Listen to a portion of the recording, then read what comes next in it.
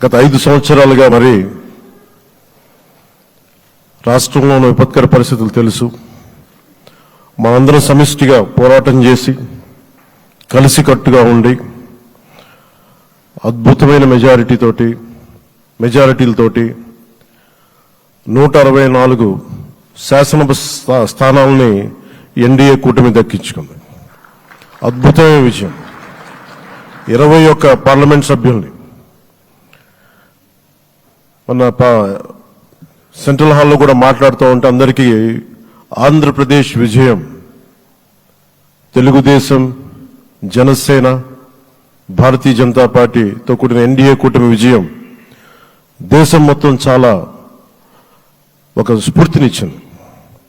ప్రతి ఒక్కరి విజయాన్ని వారి వారి రాష్ట్రాల్లో ఎలా దీన్ని ముందుకు తీసుకెళ్లాలి, ఒక్క ఓటు చీలకుండా అలయన్స్ అంటే ఎలా ఉండాలి అనేది మన ఆంధ్ర ప్రాంత ప్రజలు, మన ఆంధ్ర రాష్ట్ర ప్రజలు మనందరం కలిసి కట్టుగా చూపించాం. 2021 మార్చి 14 ఇప్పటం సభలో నేను ఒకటే తెలియజేసుకున్నాను, ఆ ప్రభుత్వ వ్యతిరేక ఓటుని చీలనివ్వను. ఆ మాట మీద ఉన్నాం, ఆ మాట మీద నిలబడ్డాం.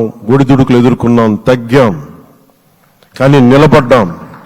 ప్రజల నమ్మకాన్ని పెంచాం. అద్భుతమైన మెజారిటీతో ఈ రోజున మనం ప్రభుత్వాన్ని స్థాపిస్తున్నాం. చాలా మాటలు ఇచ్చాం.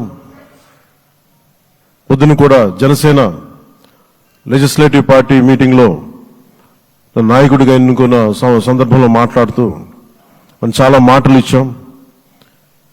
ఇది కక్ష సాధింపులకి సమయం కాదు, ఇది వ్యక్తిగత దూషణలకు సమయం కాదు. ఇది 5 కోట్ల మంది పైగా ప్రజలు మన మీద నమ్మకాన్ని పెట్టుకున్నారు. మన మీద మనందరం ఉమ్మడిగా, మనందరం సమిష్టిగా ఆంధ్రప్రదేశ్ ప్రజలు ఏ అభివృద్ధి అయితే కోరుకుంటున్నారో మనందరం సమిష్టిగా దీన్ని ముందుకు తీసుకెళ్లాలి, అభివృద్ధి పథంలో నడిపించాలి. విద్య, వైద్యం, ఉపాధి, సాగునీరు, తాగునీరు, లా అండ్ ఆర్డర్ ఇవన్నీ చెప్పొచ్చాం. మనం బలంగా నిలబడతామని. అలాగే మేనిఫెస్టోలో, ఉమ్మడి మేనిఫెస్టోలో చాలా మాటలు ఇచ్చాం. వాటన్నిటినీ బాధ్యతగా ముందుకు తీసుకెళ్లాల్సిన అవసరం ఉంది. ఇలాంటి ఛాలెంజింగ్ టైమ్స్లో ఒక సుదీర్ఘమైన అనుభవం ఉన్న నాయకులు కావాలి. 4 దశాబ్దాల అనుభవం, అభివృద్ధి మీద అపారమైన అవగాహన, పెట్టుబడులు తెచ్చే సమర్థత, ప్రతిభ.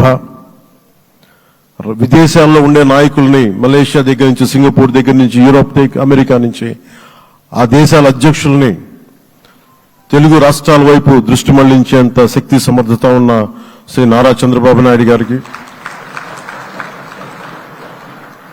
ఆయన నాయకత్వం చాలా అవసరం. ఆయన అనుభవం చాలా అవసరం.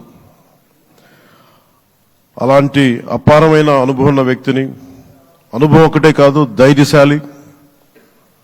ఈ రోజుకి నాకు ఒకటే గుర్తుంటుంది. మన తాడేపల్లిగూడెం సభలో చెప్పాను, చాలా క్లేమోర్ మైన్స్ పేలిపోతే, జీప్ ఎగిరిపోయి కింద పడితే చొక్కా దులుపుకొని ఆయన మళ్లీ వచ్చి రాజకీయం చేసిన వ్యక్తి. ఈ రోజున సైబరాబాద్ ఉంది అంటే అది శ్రీ చంద్రబాబు నాయుడు గారి దార్శనికత. అలాంటి వ్యక్తి, ఆయన అనుభవం ఈ రోజున 2024 ఆంధ్రప్రదేశ్కి ఎన్డీఏ కూటమి తరపు నుంచి